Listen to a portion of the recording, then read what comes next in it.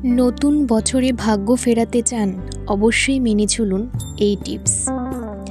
আর মাত্র কটা দিন, তারপরই চলে আসবে আমাদের বাঙালিদের নতুন বছর। আবার ভবিষ্যতের পথ থেকে বর্তমানের সিংহাসনে ৩৬৫ দিনের জন্য অবস্থান করবে বাংলার নববর্ষ। হ্যাঁ, ঠিক ভুল মিলিয়ে কেটে গেল গোটা এক বছর। ঠিক তো ঠিকঠাকই থাকে, কিন্তু যে ভুলগুলোর জন্য এই বছর আফসোস করেছেন তা কি আর আগামী বছর করবেন? কেউ ইচ্ছে করে তা করতে চায় না, তাই নিজেকে আবার সুযোগ দিন। নতুন বছরে সৌভাগ্যের সন্ধানে অবশ্যই মেনে চলুন এই বাস্তু টিপস। নমস্কার প্রিয় দর্শক বন্ধুদের, সকলকে স্বাগত জানাই আমার চ্যানেলে। আজকের এই ভিডিওটি সম্পূর্ণ দেখতে থাকুন এবং জেনে নিন কিভাবে নতুন বছর আপনি আপনার বাস্তুদোষ দূর করতে পারবেন এবং সৌভাগ্য বৃদ্ধির জন্য কিছু সহায়ক টিপস। এবং প্রতিদিন এরকম নতুন নতুন তথ্য জানার জন্য আমার এই চ্যানেলটিকে সাবস্ক্রাইব করুন।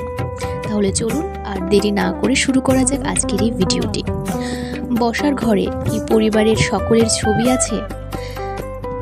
নিদেন পক্ষে গ্রুপ ফটো না থাকলে টাঙিয়ে ফেলুন। সংসারে সংহতির জন্য এই জিনিস জরুরি, এমনটাই মত বাস্তু বিশেষজ্ঞদের। বাড়ির ঠাকুরঘর কি কোনোভাবে বাথরুমের কাছাকাছি? তবে দূরত্ব বাড়িয়ে ফেলাই বিদেহ। ঘরে কি অ্যাকোরিয়াম আছে? তাহলে দেখুন সেটি উত্তর পূর্ব কোণে আছে কিনা। যদি না থাকে তবে সেই জায়গায় রাখুন। 9টি গোল্ডফিশ ও একটি ব্ল্যাকফিশ রাখা মঙ্গলজনক।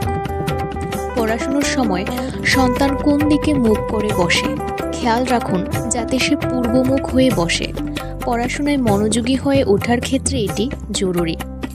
আর পুজো করার সময় আপনিও উত্তর পূর্বমুখী হয়েই বসুন। ঘরের সদর দরজা খুললেই কি ডাইনিং রুম চোখে পড়ে? এমনটা না হওয়াই ভালো। একান্ত হলে কোনো একটা আড়াল টানার চেষ্টা করুন।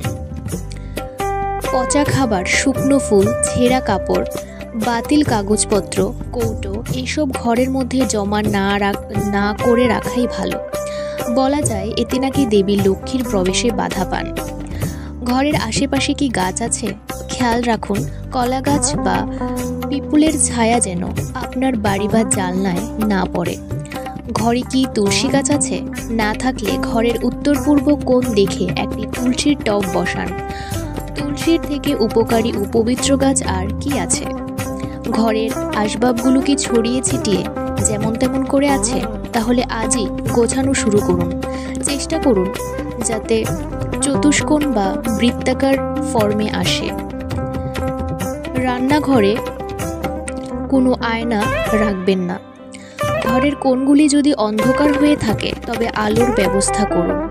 সদর দরজার সামনেও উজ্জ্বল আলো রাখবেন। বেডরুমে টিভি না রাখাই ভালো।